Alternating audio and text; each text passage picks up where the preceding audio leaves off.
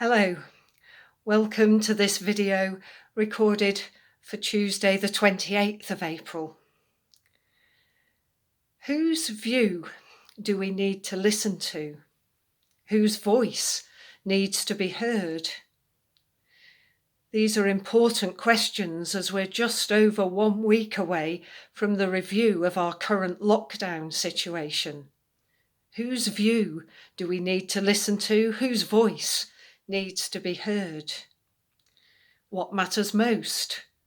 The economic situation, the health situation, the number of deaths, the education of children and young people, the isolation of some adults. Whose view do we need to listen to? Whose voice needs to be heard?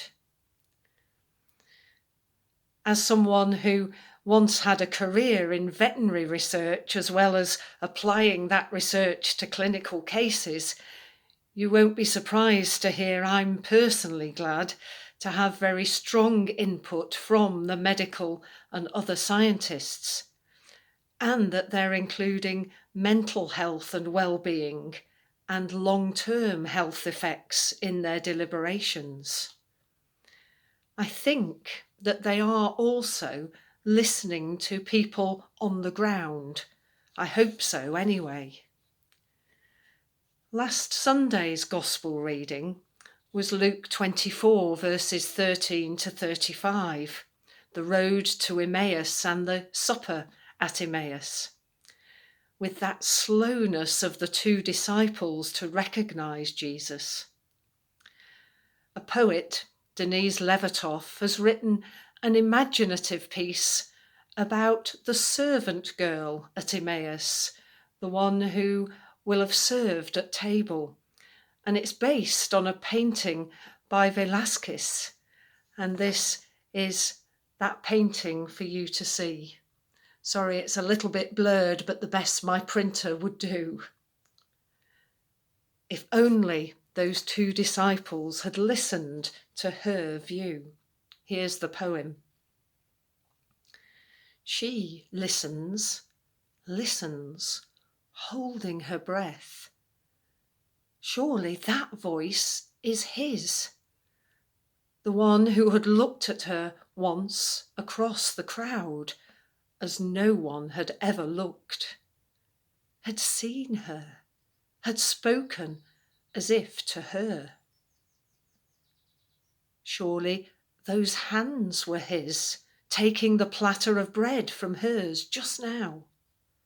Hands he'd laid on the dying and made them well. Surely that face, the man they'd crucified for sedition and blasphemy, the man whose body disappeared from the tomb, the man it was rumoured now some women had seen this morning alive.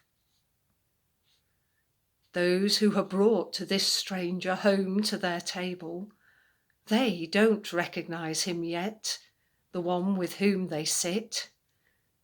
But she, in the kitchen, absently touching the wine jug she's about to take in, a young black servant, intently listening, she swings round and sees the light around him and is sure. So let's pray that those making the decisions about our lockdown will listen to all the voices that speak wisdom. Thanks for watching. Love and prayers from me.